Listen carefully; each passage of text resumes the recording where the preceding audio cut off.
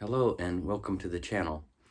In today's video, I would like to share with you an awards presentation, which was at the Finnish Watchmaking School, where the channel visited and observed an award ceremony.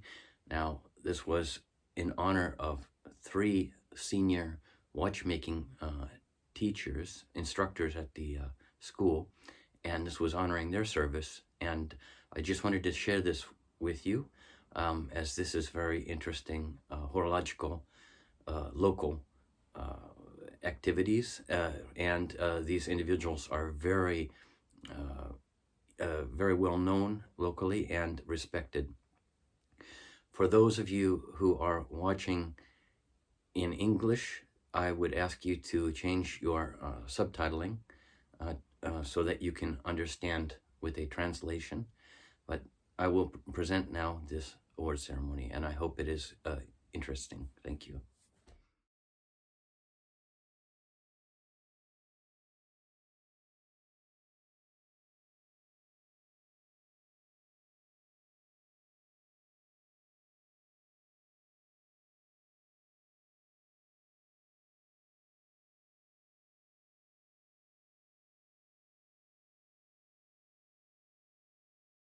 Emme ole halunneet katkaista, vaikka maailma muuttuu ympäriltä.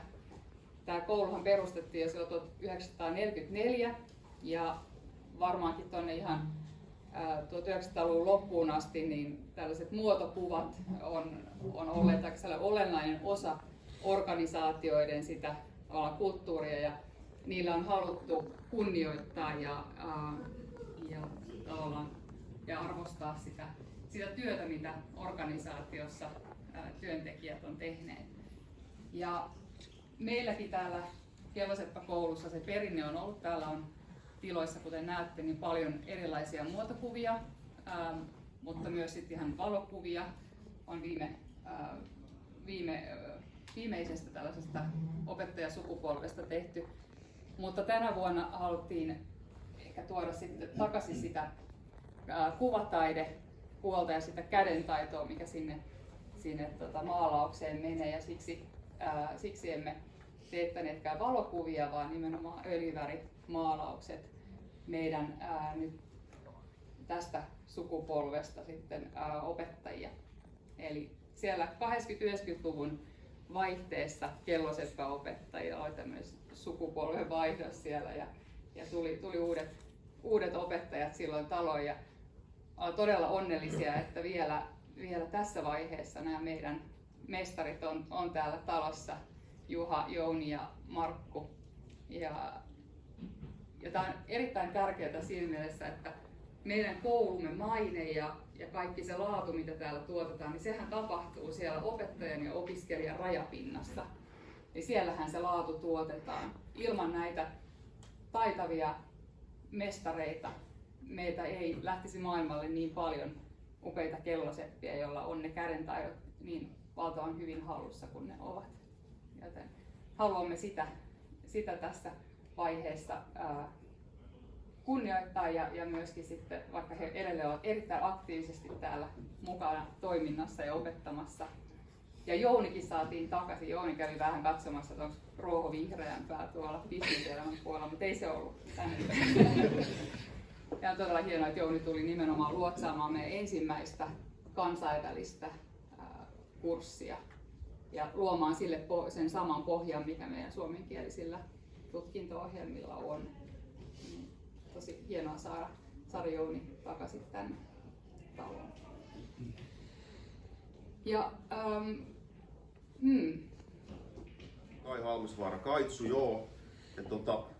Omasta taustastani mä oon tosiaan opiskellut tämmöistä klassista kuvataidetta, vähän niin kuin voisin varmaan peilata tätä käsityötä jollain tavalla, tämä minun taiteeni ehkä hieman mitä täälläkin tehdään, eli on opiskellut Italiassa alun perin ihan alusta asti piirtämään ja maalaamaan vähän niin kuin 1800-luvun henkeen ja piirretty elävää mallia, muotokuvaa, näin edespäin, anatomiaa ja kaiken näköistä tämmöistä hirveän käsityönomaista ja vakavaa tässä jutussa on ollut sisällä. Ja mä tosiaan tein jonkun verran tilauskuvia, tämmöisiä muotokuvia, ja nyt tein nämä 3 opettajaa täältä. Ja mitäs tästä nyt taiteesta ja muusta nyt voisi keksiä sanottavaa muuta. Yleensä tietenkin teikisin elävästä mallista, istuvasta, mutta se tietenkään melkein koskaan nykypäivänä ei nyt enää ole niin kauhean mahdollista, mutta parhaani mukaan pitkällä kokemuksella tein heidät valokuvista ja yritin saada jokaisen näköisyyden siihen ja mukaan, parhaani mukaan. Mitäs tässä muuta voisi kertoa? Joo. No, nyt mä en tiedä loppuuko mun sanat kesken tässä nyt kesken kaiken, mutta niin, tämmönen. Hienoa. Elikkä sitten voitaisiin siirtyä tähän sen julkistamiseen ja meillä on täällä rehtori emerita Leena Fagerström myös mukana. Ja vielä pääsee tuolilta ylös. eikö niin, että Leena oot syypää siihen, että mä oon tänne palkattu alun perin? No en mä tiedä, onko mä syypää, mutta joka tapauksessa silloin rehtorina, kun nämä nuoret miehet tulivat. Ja jos mä aloitan Juhasta, niin Juhahan oli ensimmäinen, joka näistä kolmesta tuli taas. Meni jännäksi. No niin, kyllä se olikin jännä tilanne. Siellä oli ollut 4 vanhaa kelloseppämestaria, Leo Koivisto, Hannu Ruokola, Pekka Haranko ja Jorma Tuominen. Ja Juha nuorena kelloseppänä, vasta valmistuneena, joutui tähän joukkoon. Hän oli Leo Koiviston seuraaja. Leo Koivisto oli varsinainen legenda jo aikoinaan, todella pitkän uran tehnyt, kelloseppämestari ja teki myös opetusmateriaalia aika paljon. Eli toisin sanoen Juha joutui hyppäämään aika suuriin saappaisiin. Ja nämä kollegat, 3 muuta vanhaa kelloseppämestaria olivat lähes 40 vuotta vanhempia, kaikki arvonsa tuntevia vanhoja herroja ja siellä sitten Juha näiden joukossa. Pikkupoikana. Kyllä mä opin Juhaa kunnioittamaan, että miten hän selvisi siitä prässistä. No Jorma Tuominen onneksi tuli vähän sulle tueksi, mutta joka tapauksessa niin Juha osoitti sinnikkyydellään ja sillä halullaan tulla hyväksi opettajaksi sen, että oikea oli valinta. Et kiitos Juha, kyllä mä opin arvostamaan sua niinä vuosina todella paljon. Onko se nyt aivan? Ja Juha voi vielä sanoa muuta.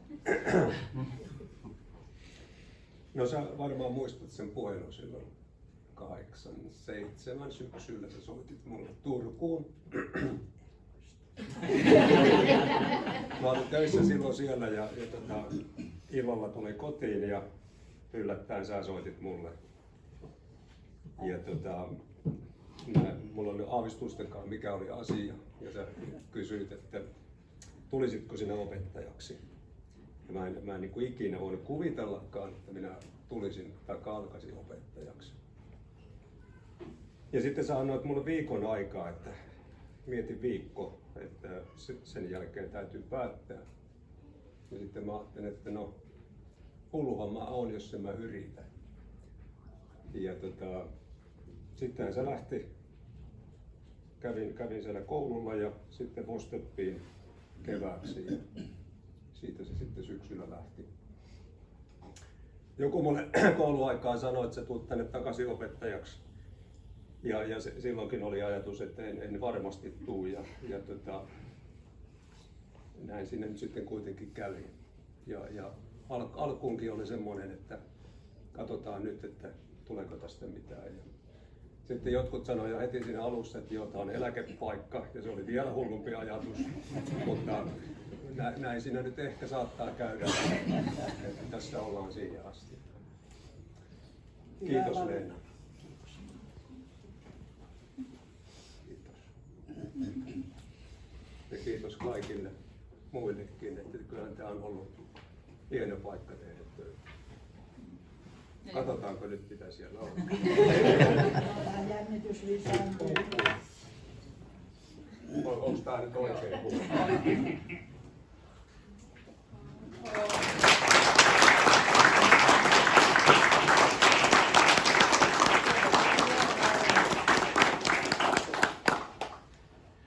Tunnistatko?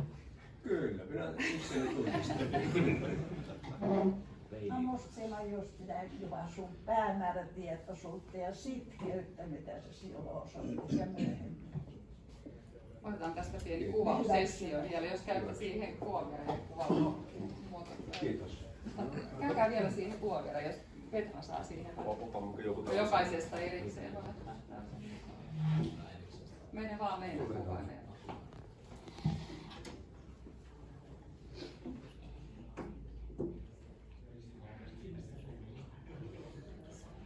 Ei olisi kyllä koskaan uskonut, että tämmöiseen tilanteeseen. Mutta kiitoksia.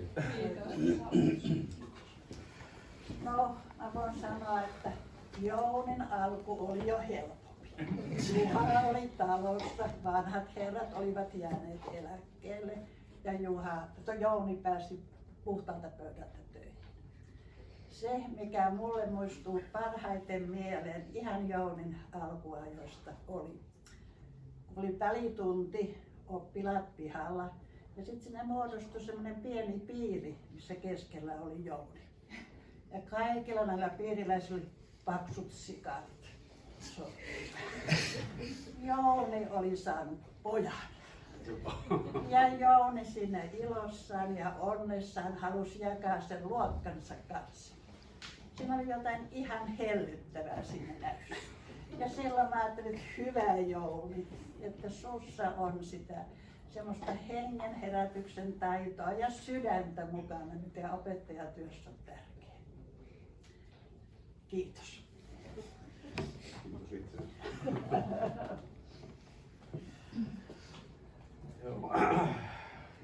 Onhan tämä vähän hämmentävä tilanne ja tämmöinen once in a lifetime meininki, mutta tosiaan Juha silotti kyllä tietä silloin paljon ja oli se aikamoinen paketti aloittaa. Olin silloin käynyt Vostokkin silloin 87-88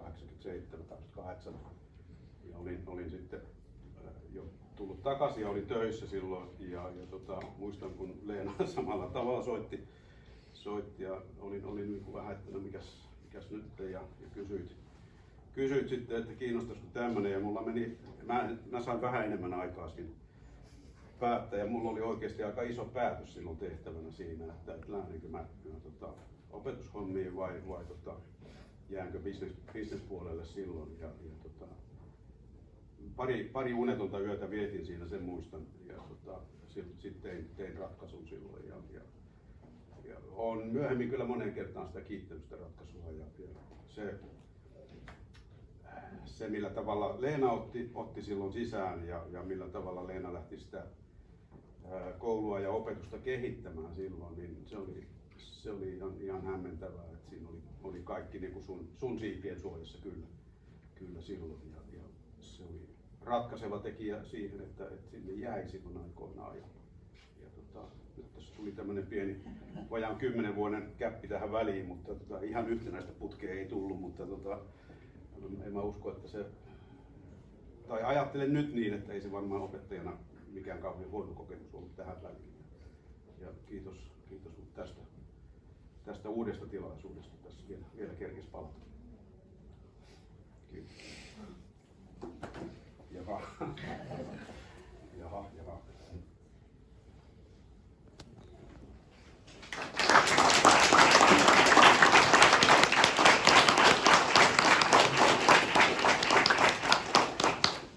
No, joo, mitä sanot? Joo, tunnistan kyllä. No niin. On siis positiivisesti yllättynyt. Se on hyvä. Käyttekö vielä siihen kuvaan? Ehdottomasti.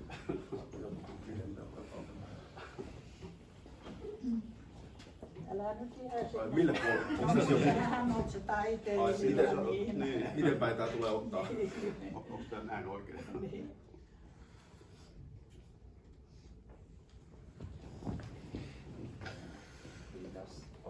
Kiitos.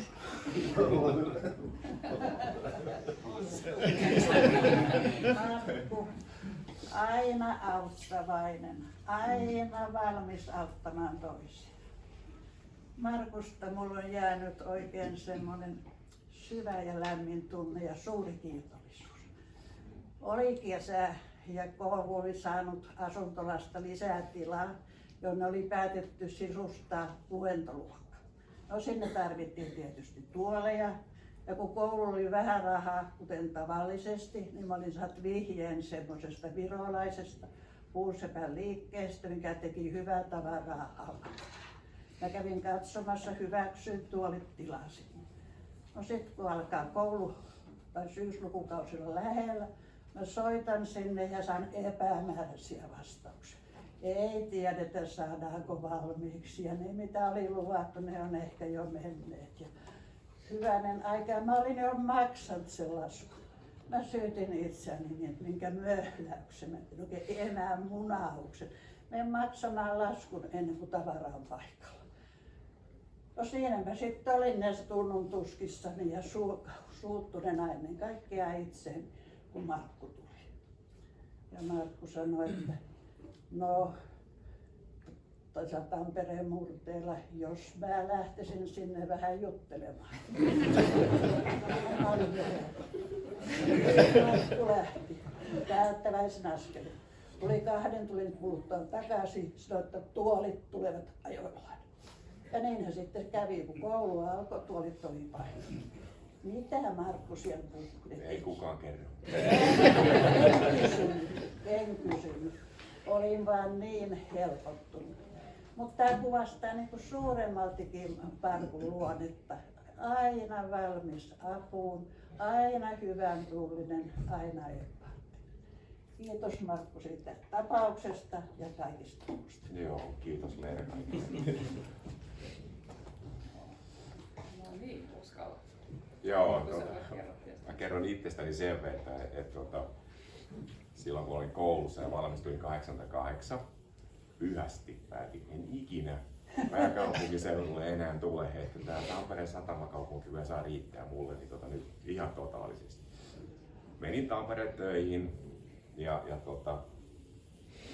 sitten muutin sieltä vielä Sastamalaan ja olin siellä töissä pienessä yrityksessä ja sitten rupesi olla avioliitto ja kaikki semmoiset kadilla ja sitten tulee soitto myöskin, että Markku heitä, kiinnostaisiko sulla tulla tänne meidän koululle opettajaksi? Mä ajattelin, että se on pääkaupunkiseudu.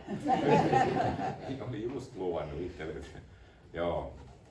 Sitten tuli myöskin semmoinen niin lisäkane, niin että pitäisi lähteä tuonne reissulle vielä niin hetkeksi aikaa tuonne Keski-Eurooppaan. Ja mä muistaakseni sanoin, että mä lähden vaikka Uuteen-Seelantiin saman tien. Nyt on tilanne semmoinen, että varmasti järjestyy. Sitten mä kävin Juhan tykönä, niin lähdin ajaa sitten niin Tampereelta Juhan tykön ja kysyin sitten vähän niin Juhalta, että mikä tämä koulun niin systeemi oikein on. Ja sieltä tuli kyllä semmoista tekstiä, että mulla oli päätös kyllä sen jälkeen niin tehty. Ja sovin sitten Leeran kanssa, että joo, että kyllä mä voisin yrittää ainakin hetkeksi aikaa, että katsotaan, että miten nämä vuodet sitten menee. Ja kyllä nämä vuodet on tässä sitten mennytkin. että yli 30 vuotta. Kiitos Leena kaikesta. No, ja taiteilija esiin. Katsotaan miten tämä sujuu.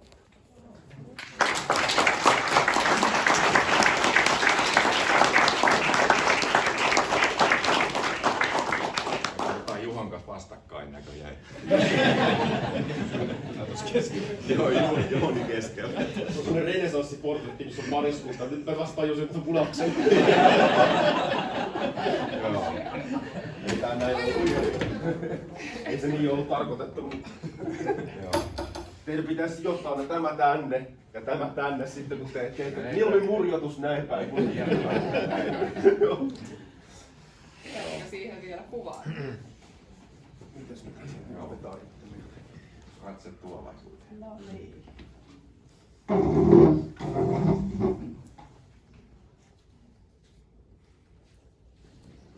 Ehkä sitten kaikista yöt, jos käytte siihen.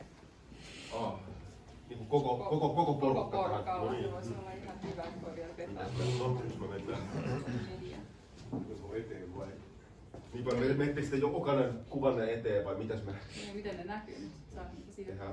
Tää on ehkä vähän liian lähekkäin täällä muutenkin. Tai sitten me voidaan ottaa niitä myöhemminkin. Ei kun otetaan nyt vaan niin. Nyt. Joo. Saadaan ne muutkin. Tämmösiä paikkoja Tilanne on täällä, niin nyt pitää ottaa.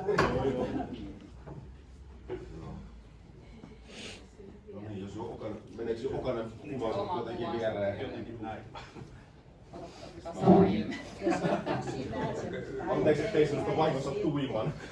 Älä nyt sitä ilmettä ota. Silmäpussit on paljon isommat. Eri päällä.